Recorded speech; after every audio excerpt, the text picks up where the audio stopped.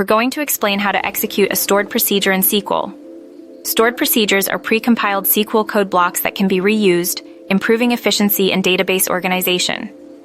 Executing them is straightforward, and the exact syntax varies slightly depending on your specific SQL database system, like MySQL, PostgreSQL, SQL Server, Oracle, etc. But the core concept remains the same. 1. Understanding the procedure's name and parameters. First, you need to know the name of the stored procedure you want to run. Procedures often accept input parameters, values you provide, and may return output parameters, values the procedure calculates. Consult your database documentation to find the procedure's name and the parameters it expects, including their data types. 2. Basic execute call syntax. The most common way to execute a procedure is using an execute or call statement.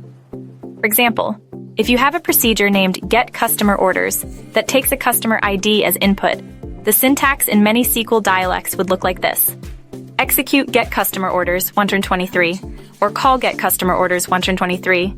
Replace 123 with the actual customer ID. The procedure doesn't take any parameters, you just use the procedure's name without parentheses. B. Handling output parameters, if applicable. Some procedures return data through output parameters. These parameters act like variables where the procedure stores results. The way you access these varies.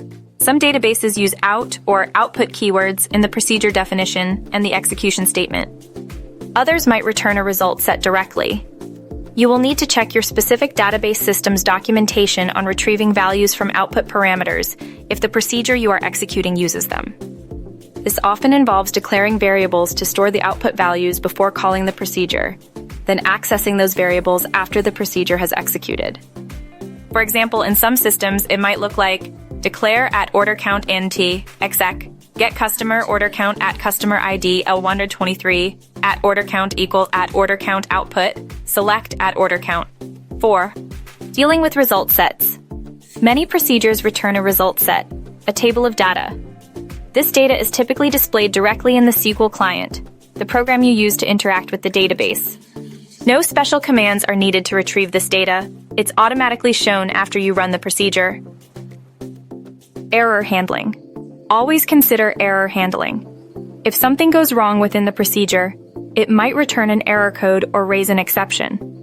Your database system probably provides mechanisms, like try-catch blocks in some systems, to handle these situations gracefully and prevent your application from crashing. Check your database's documentation to learn how to implement proper error handling. 6. Example in different SQL systems. While the core concept is consistent, slight variations exist. Example, in SQL Server, you'd use exec or execute. In MySQL and PostgreSQL, call is common, and Oracle uses a similar syntax. The specifics of parameter passing and result retrieval will depend on the database system. Always refer to the documentation for your specific database system for the most accurate syntax and best practices.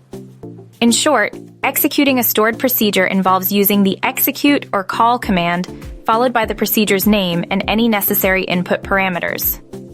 Input parameters and result sets are handled differently depending on the specific database system. Proper error handling should always be considered to ensure robustness.